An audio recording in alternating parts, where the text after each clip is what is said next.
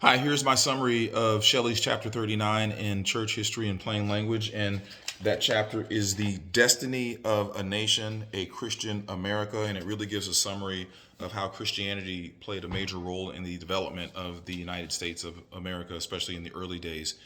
It begins with a sermon from Minister Lyman Beecher in 1835. Lyman Beecher was a lead minister, and he was one of the evangelicals who strongly believed that Christianity could and should have a major role in the development of the United States. And he believed that the best way to do that was a number of different opportunities, and that was by one, preaching the gospel, also distributing the Bible, planting churches, establishing schools, and also reforming American morals. In the East, a biblical and spiritual complacency had crept in, and in the West, on the frontier, that society was in many ways ruled by lawlessness and a high level of brutality.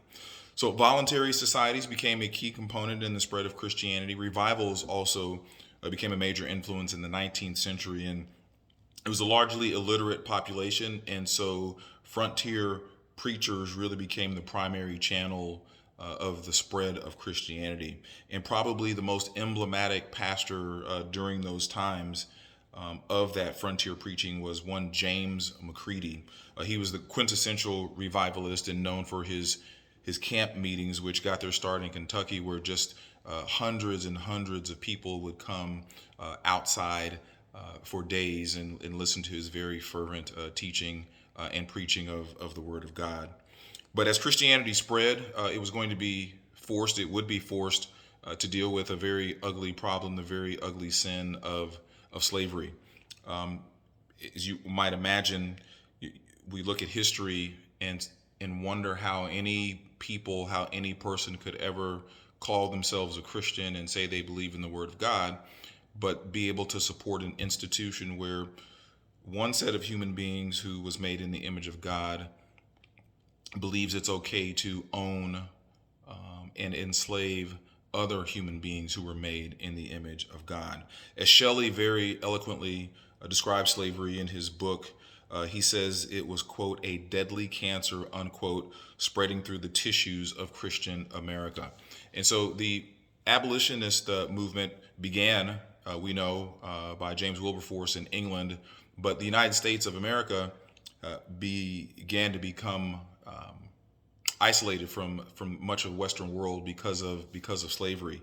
So the anti-slavery movement began in earnest, and it was actually aided by Harriet Beecher Stowe's Uncle Tom's Cabin, a book that she wrote, and she, of course, is the daughter of Lyman Beecher, that pastor at the beginning of the chapter, who believed that Christianity should have an influence on the development of this nation, and Christianity did indeed play a role in the abolition of slavery.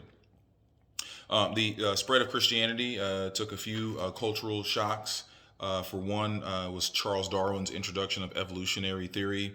Also, the industrialization of America, where people left the more rural areas and took up residence largely in the cities. And then also a higher level of biblical criticism also came about as more and more seminary and college professors earned advanced degrees from European universities. But I think the influence of Christianity is very, very clear on this country. And just a quick note about slavery. You know, Shelley again very eloquently describes slavery for what it is, and it unfortunately is. It still has. There are still vestiges of slavery. It's still an issue that has plagued our country for quite some time. But I believe it is Christians of every single ethnicity, every single shade and color, who can actually lead the way in the healing in so much of the racial strife that we see today and have seen over the last few years.